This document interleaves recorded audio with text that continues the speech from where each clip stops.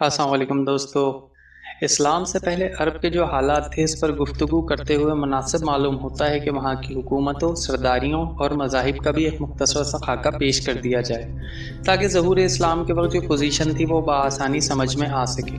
جس وقت جزیرۃ العرب پر خورشید اسلام کی تابناک شعاعیں ذوفگن ہوئیں، وہاں دو قسم کے حکمران تھے، ایک تاج پوش بادشاہ جو در حقیقت مکمل طور پر آزاد و خود مختار تھے، اور دوسرے قبائلی سردار جنہیں اختیارات و امتیازات کے اعتبار سے وہی حیثیت حاصل تھی جو تاج پوش بادشاہوں کی تھی، لیکن ان کی اکثریت کو ایک مزید امتیاز یہ بھی حاصل تھا کہ وہ پورے آزادانہ طور پر خود مختار تھے۔ تاج پوشی حکمران تھے شاہان یمن، شاہان آل غسان یعنی شام، شاہان حیرہ یعنی عراق، بقیہ عرب حکمران تاج پوش نہ تھے۔ عرب عربہ میں جو قدیم ترین یمانی قوم معلوم ہو سکی وہ قوم سبا ہے، اور عراق سے جو کتبات برآمد ہوئے ان میں 2500 سال قبل مسیح اس قوم کا ذکر ملتا ہے، لیکن اس کے عروج کا زمانہ 11 صدی قبل مسیح سے شروع ہوتا ہے۔ اس کی تاریخ کے اہم ادوار یہ ہیں: 650 قبل مسیح سے پہلے کا دور، اس دور میں شاہان سبا کا لقب مکرب سبا تھا۔ ان کا پایہ تخت سرواہ تھا، جس کے کھنڈر آج بھی مغرب کے مغرب میں ایک دن کی راہ پر پائے جاتے ہیں اور خریبہ کے نام سے مشہور ہیں۔ اسی دور میں معارب کے مشہور بند کی بنیاد رکھی گئی، جسے یمن کی تاریخ میں بڑی اہمیت حاصل ہے۔ کہا جاتا ہے کہ اس دور میں سلطنت سبا کو اس قدر عروج حاصل ہوا کہ انہوں نے عرب کے اندر اور عرب کے باہر جگہ جگہ اپنی نو آبادیاں قائم کر لی تھیں۔ 650 قبل مسیح سے 115 قبل مسیح کا دور، اس دور میں سبا کے بادشاہ نے مکرب کا لفظ چھوڑ کر ملک یعنی بادشاہ کا لقب اختیار کیا اور سرواہ کے بجائے معرب کو اپنا دارالسلطنت بنایا۔ اس شہر کے کھنڈر آج بھی سنا کے 60 میٹر مشرق میں پائے جاتے ہیں۔ 115 قبل مسیح سے 300 عیسوی تک کا دور، اس دور میں سبا کی مملکت پر قبیلہ حمیر کا غلبہ رہا اور اس نے معرب کے بجائے ریدان کو اپنا پایہ تخت بنایا۔ پھر ریدان کا لفظ ظفار پڑ گیا، جس کے کھنڈرات آج بھی شہر یرین کے قریب ایک مدور پہاڑی پر پائے جاتے ہیں۔ یہی دور ہے جس میں قوم سبا کا زوال شروع ہوا۔ پہلے نبطیوں نے شمالی حجاز پر اپنا اقتدار قائم کر کے سبا کو ان کی نو آبادیوں سے نکال باہر کیا۔ پھر رومیوں نے مصر و شام اور شمالی حجاز پر قبضہ کر کے ان کی تجارت کے بحری راستوں کو مخدوش کر دیا۔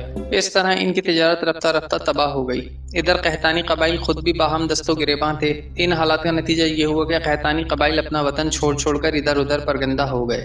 300 عیسوی کے بعد سے آغاز اسلام تک کا دور، اس دور میں یمن کے اندر مسلسل اضطراب و انتشار برپا رہا۔ انقلابات آئے، خانہ جنگیاں ہوئیں اور بیرونی قوموں کی مداخلت کے مواقع ہاتھ آئے، حتیٰ کہ ایک وقت ایسا بھی آیا کہ یمن کی آزادی سلب ہو گئی۔ چنانچہ یہی دور ہے جس میں رومیوں نے عدن پر فوجی تسلط قائم کیا اور ان کی مدد سے حبشیوں نے حمیر و ہمدان کے باہمی کشاکش کا فائدہ اٹھاتے ہوئے 340 عیسوی میں پہلی بار یمن پر قبضہ کیا، جو 378 تک برقرار رہا۔ اس کے بعد یمن کی آزادی تو بحال ہو گئی، مگر معرب کی مشہور بند میں رکھنے پڑنا شروع ہو گئی، یہاں تک کہ بالآخر 450 یا 451 میں بند ٹوٹ گیا اور وہ عظیم سیلاب آیا جس کا ذکر قرآن مجید کی سورہ سبا میں سیل ارم کے نام سے کیا گیا ہے۔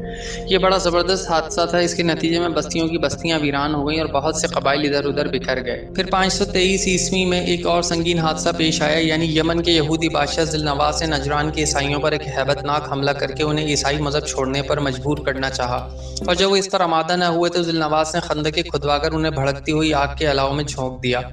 قرآن مجید نے سورہ بروج کی آیات میں اس لرزہ خیز واقعے کی طرف اشارہ کیا ہے۔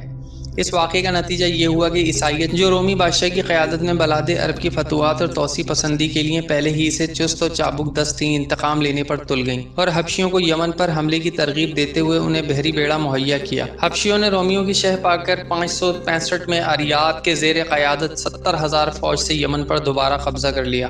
قبضے کے بعد ابتدا تو شاہ حبش کے گورنر کی حیثیت سے اریات نے یمن پر حکمرانی کی، لیکن پھر اس کی فوج کے ایک ماتحت کمانڈر ابراہا نے اسے قتل کر کے خود اقتدار پر قبضہ کر لیا اور شاہ حبش کو بھی اپنے اس تصرف پر راضی کر لیا۔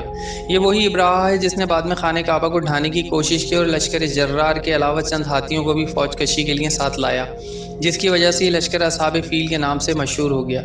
ادھر واقع فیل میں حبشیوں کو جو تباہی ہوئی اس سے فائدہ اٹھاتے ہوئے اہل یمن نے حکومت فارس سے مدد مانگی اور حبشیوں کے خلاف علم بغاوت بلند کر کے سیف ذی ایرن حمیری کے بیٹے ماد یکرب کی قیادت میں حبشیوں کو ملک سے نکال باہر کیا اور ایک آزاد و خود مختار قوم کی حیثیت سے ماد یکرب کو اپنا بادشاہ منتخب کر لیا۔ یہ 575 کا واقعہ ہے۔ آزادی کے بعد ماد یکرب نے کچھ حبشیوں کو اپنی خدمت اور شاہی جلوہ کی زینت کے لیے روک لیا، لیکن یہ شوق اسے مہنگا ثابت ہوا۔ ان حبشیوں نے ایک روز ماد یکرب کو دھوکے سے قتل کر کے ذی یزن کے خاندان سے حکمرانی کا چراغ ہمیشہ کے لیے گل کر دیا۔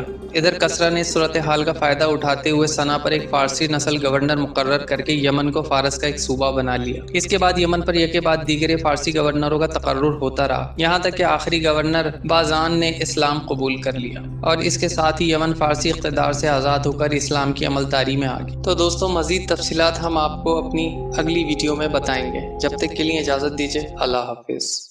دوستو، اگر آپ کو ہماری ویڈیو پسند آئی تو اذلان علی ٹی وی کو لائک کریں، سبسکرائب کریں اور ساتھ ہی دیے گئے بیل آئیکن کو پریس کریں تاکہ آپ کو ہماری اور معلوماتی ویڈیوز کے نوٹیفیکیشن بر وقت ملتے رہیں۔